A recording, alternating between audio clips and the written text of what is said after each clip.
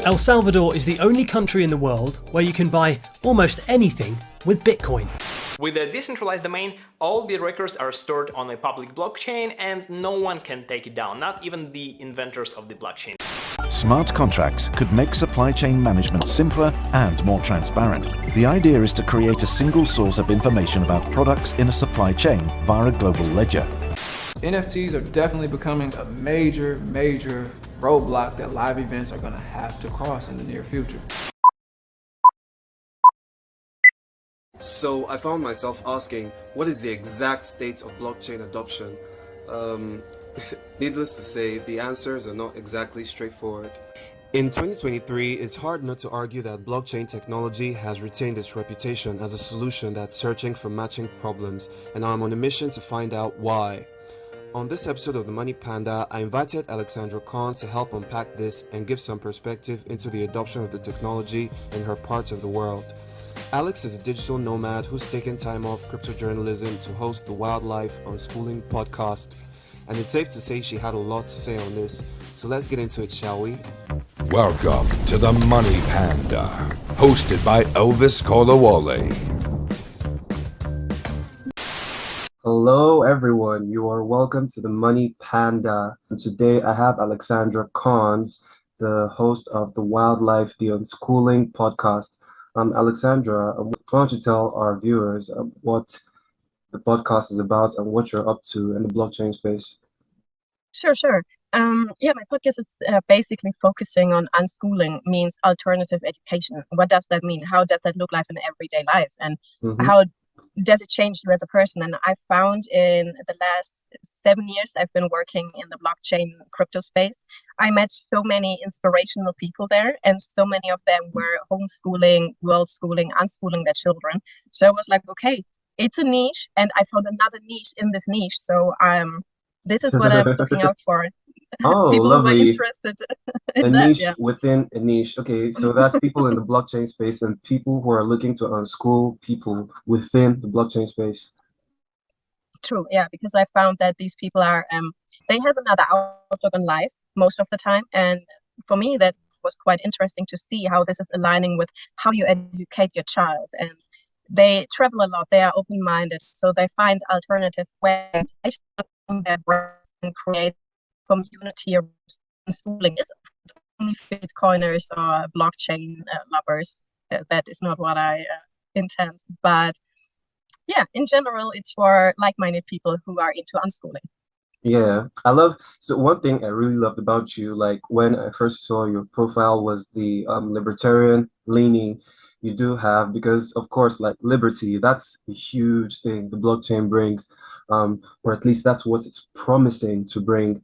That's what it did promise to bring, and I am hopeful that it does actually deliver that all over the world, because I would like to argue that perhaps that narrative is unraveling a little bit at the moment, given the actual state of the industry right now. But I think that's pretty much what we're going to talk about. We're going to talk about the state of blockchain adoption.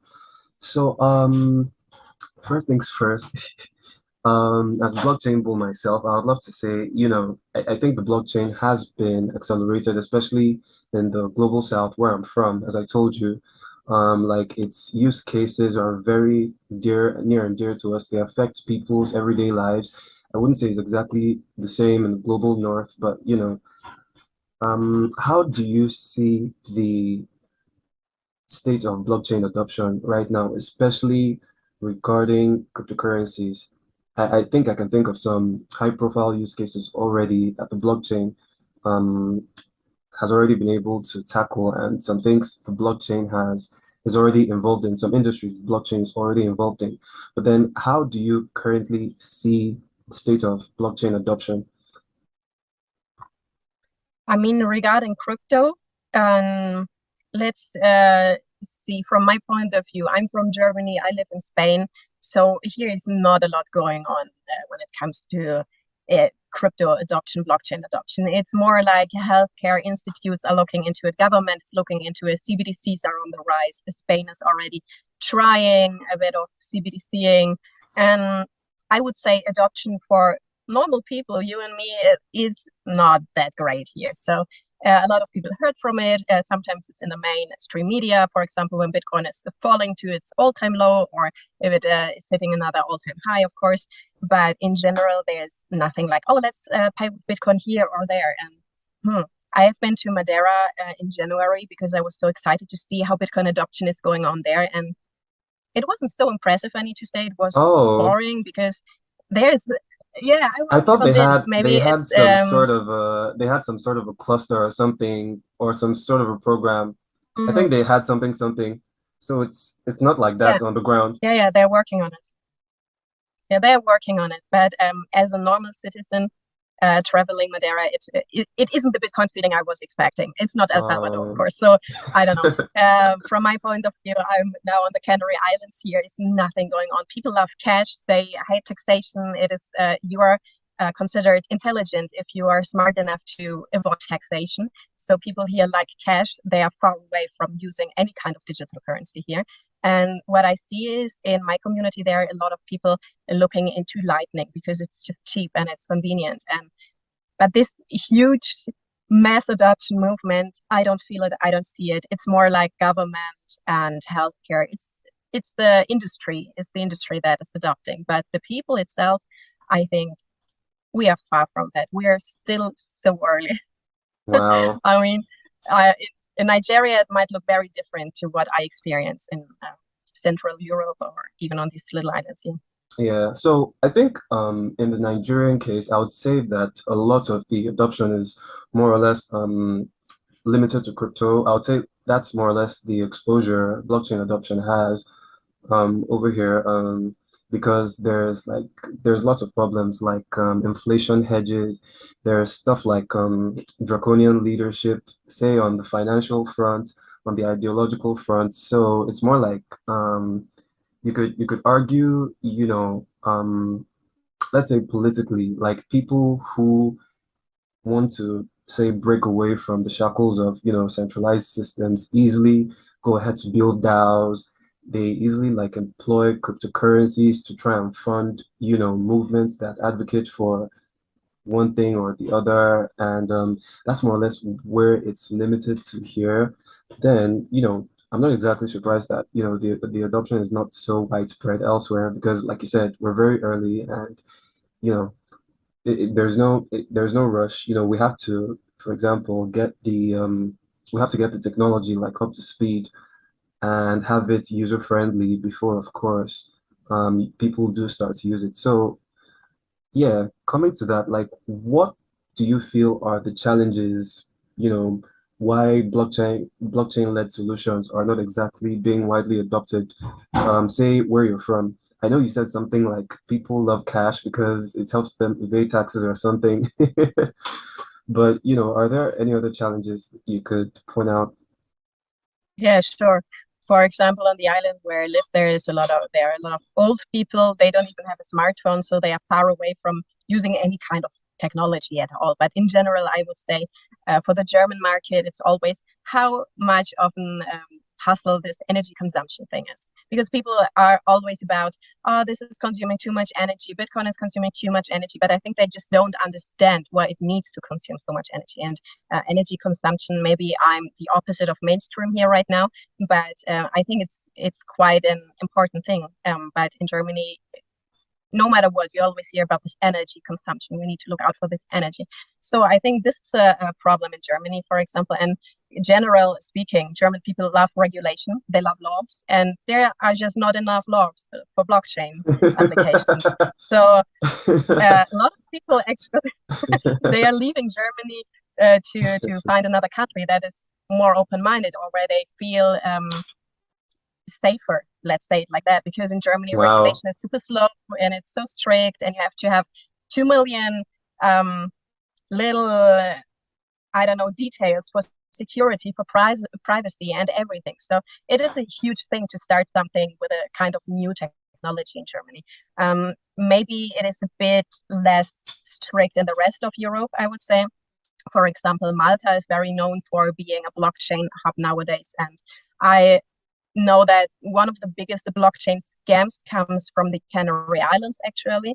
So Mhm. I don't know what it is.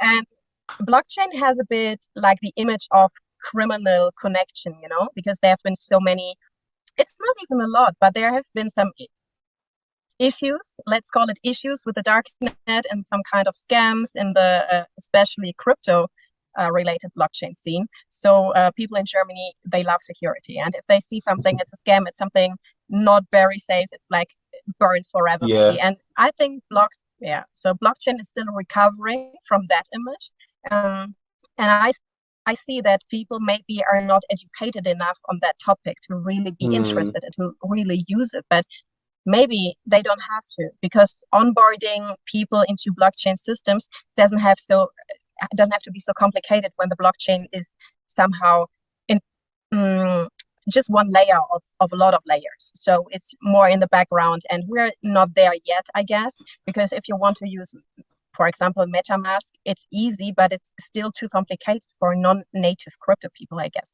So knowledge is a huge thing, and I would say wrong knowledge as well, because there's so much material out there talking about scams and this and that. Of course, it's for the clicks. Everyone wants to click on an article about scammy shit, of course, but for the image of blockchain itself, that suffered a bit because of that.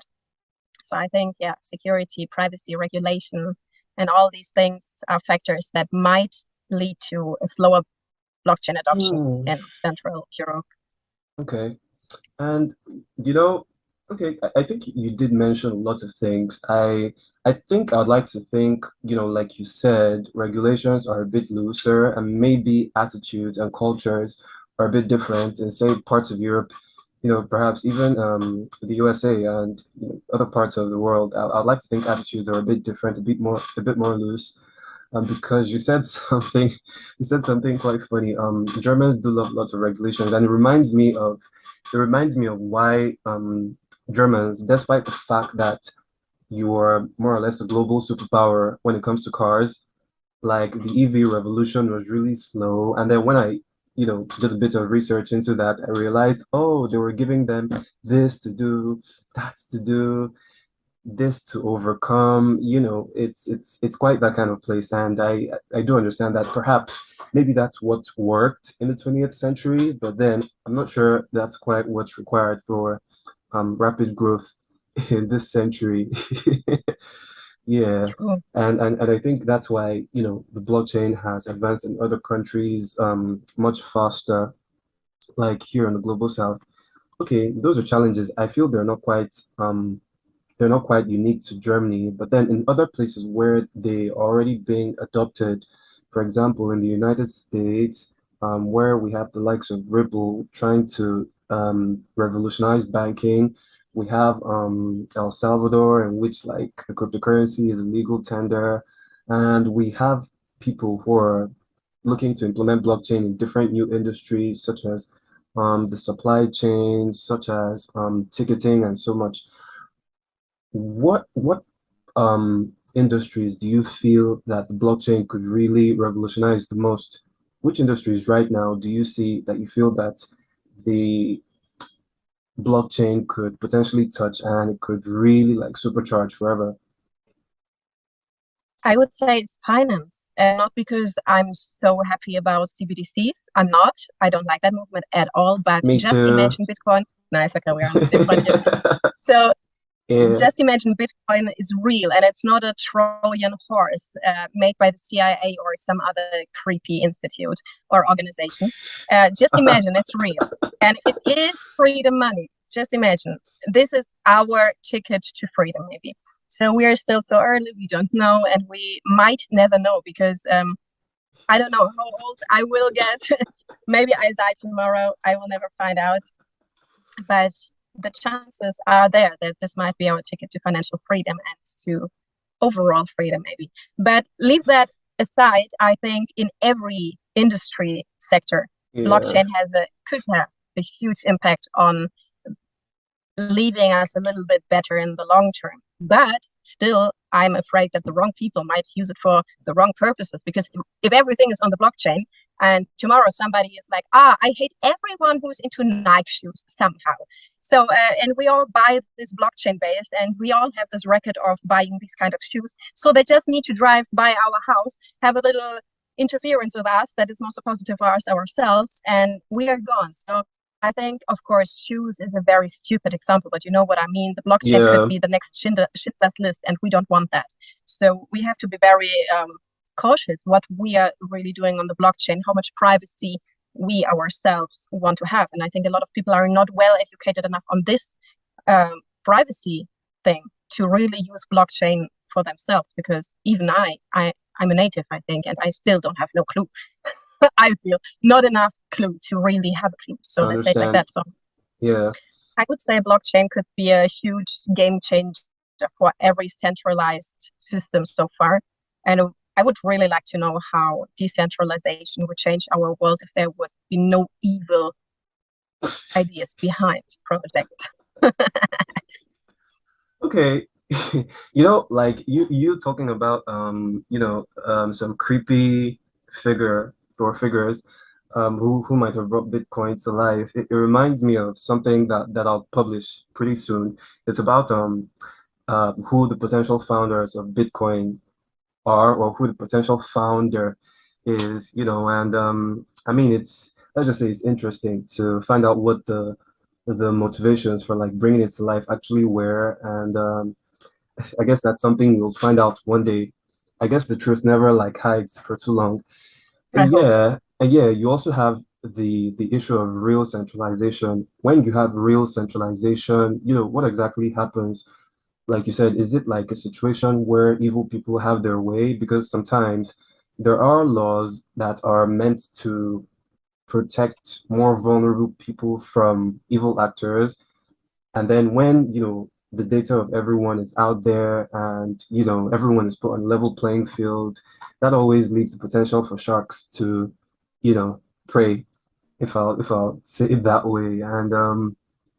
And also sometimes we already have in this space projects that aren't exactly decentralized, and so that more or less defeats the purpose of having them on the blockchain when the underlying assets aren't exactly decentralized and they're controlled by authorities that are well entrenched in the old financial system and the old world, if I'll call it that. So yeah, those are some problems. But yeah, you did make a good point.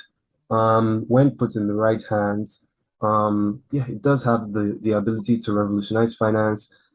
From Nigeria, I know about this firsthand. I really understand, how it revolutionizes cross-border payments, how it revolutionizes having access to a hedge against inflation, and so much more that lots of people in the West would more or less take for granted. Like it means everything to people who live in the global South. You can imagine someone in Venezuela, someone in Argentina, or someone in a war-torn country, cryptocurrencies and stuff and databases that are blockchain based are the only way to really securely hold data, even though it's transparent and privacy might be an issue. The truth is, privacy is more like a second concern to people who might have their lives being threatened. So yeah, I do understand your point.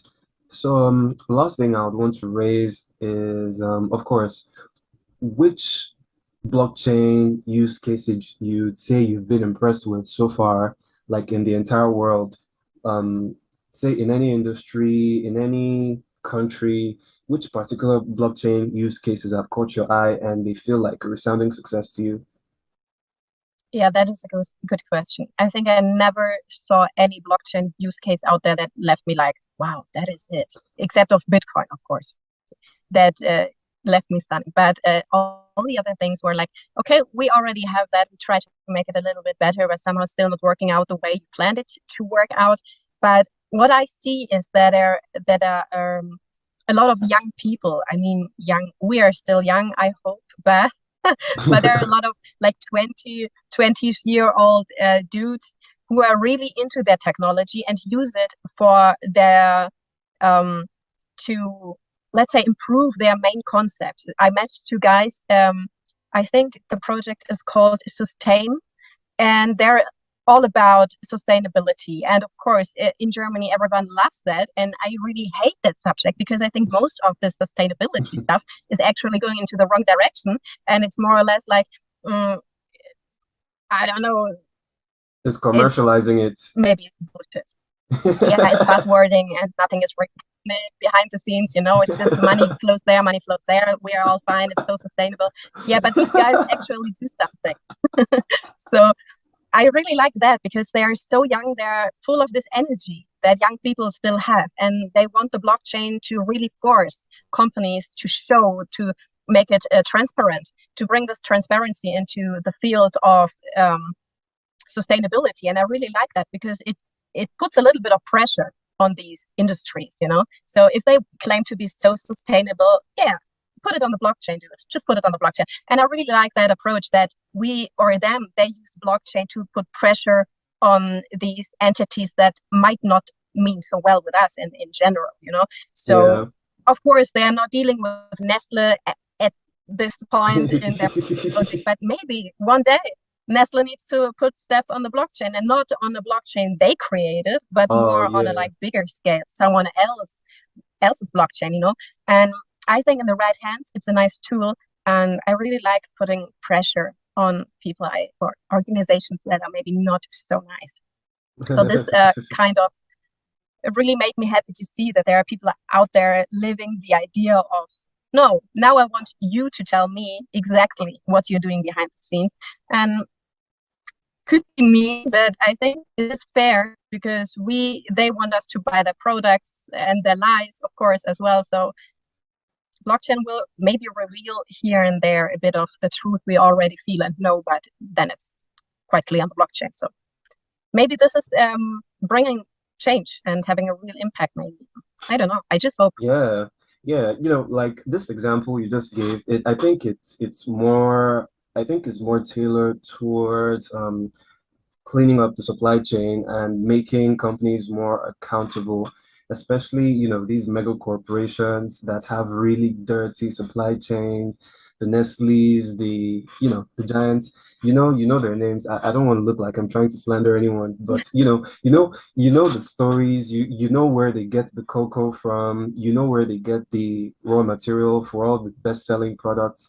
And if we could have that on the blockchain, that would be amazing. I mean, the only problem is, like you do say, a lot of the projects out here that purports to say they're doing one thing, it ends up to be some kind of a money generating scheme. It ends up to be bullshit, and that's really disappointing, because, for example, imagine somebody trying to do some sort of a knockoff of an existing supply chain monitoring tool, and then they simply attach a token, and then they simply say attach some parts of the app on an L2 blockchain or something like that.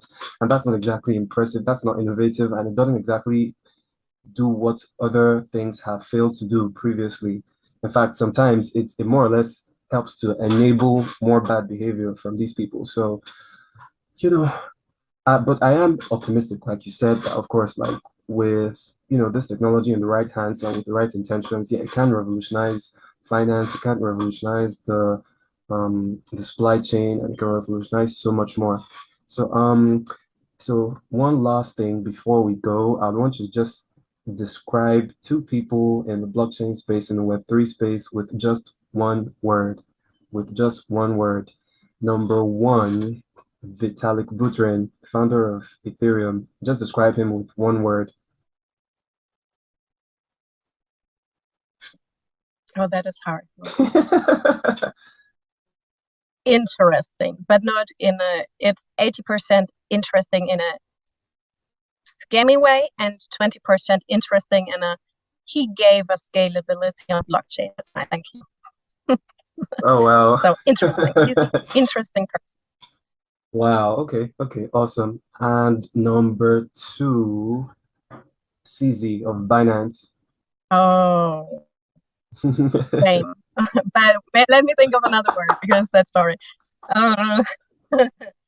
He is very business. I would say business. I don't know how much he really buys of that Bitcoin revolution thing. I don't know if he wakes up and he's like, oh my God, I'm all in Bitcoin. I don't think he is. So I would say he's representing business for me. It's not really about onboarding people or adoption. It's nice that he is enabling that really, but that is not point of my interest. So I would say I'm not even interested in meeting him.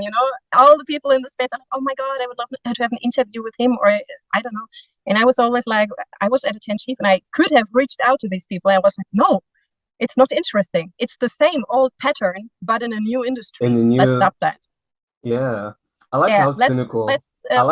I like how cynical you tend to be. No, I like it because I think one of the reasons why we're out here we're out here to try and expand our minds, expand the possibilities of what should be. You can't just see somebody perpetuating the very same thing just in different package, a different box, and then you're just looking at him. Although you see people like that, you see there are so many names I want to mention, but I just wouldn't do that. There are lots of people out here, they're more or less business people, and it looks like those are the guys who are representing the interests of the space. But then, I don't quite think it's for the best, but then that's what we have for now, and we have to, work with that to move forward.